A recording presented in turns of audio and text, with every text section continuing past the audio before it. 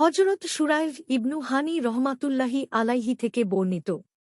তিনি বলেন, আমি আলী ইবনু আবু তালিব রাদিয়াল্লাহু তাআলা আনহু কে মোজার উপর মাসাহ সম্পর্কে জিজ্ঞেস করলাম। তিনি আলী রাদিয়াল্লাহু তাআলা আনহু উত্তরে বললেন, রাসূলুল্লাহ সাল্লাল্লাহু আলাইহি ওয়াসাল্লাম মুসাফিরের জন্য ৩ দিন ৩ রাত এবং মুকতিমের জন্য ১ দিন ১ রাত নির্ধারণ করে দিয়েছেন। মুসলিম ২৭৬, নাসাই ১২৯, ইবনু মাজাহ ৫৫২, আহমাদ ৭৮০। মিশকাতুল মাসাবিহ ৫১৭। হাদিসের মান সহিহ। মাসাহ বলা হয় ভিজানো হাত কোনো অঙ্গের উপর বুলানো। খুফ বলা হয় চামড়ার তৈরি পাদুকা যা পায়ের গ্রন্থিদ্বয় আবৃত রাখে। আর জাওরব হল ঠান্ডা থেকে বাঁচার জন্য চুল, পশম বা মোটা চিকন চামড়া দ্বারা তৈরি মোজা যা টাকনুর উপরিভাগ পর্যন্ত আবৃত রাখে।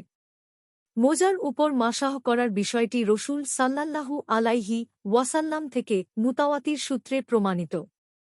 হাসান আল বসরি রহমাতুল্লাহি আলাইহি বলেন, আমার নিকট এ মর্মে হাদিস পৌঁছেছে যে ৭০ জন সাহাবী বলেছেন যে রসূল সাল্লাল্লাহু আলাইহি ওয়াসাল্লাম মোজার উপর মাসাহ করতেন।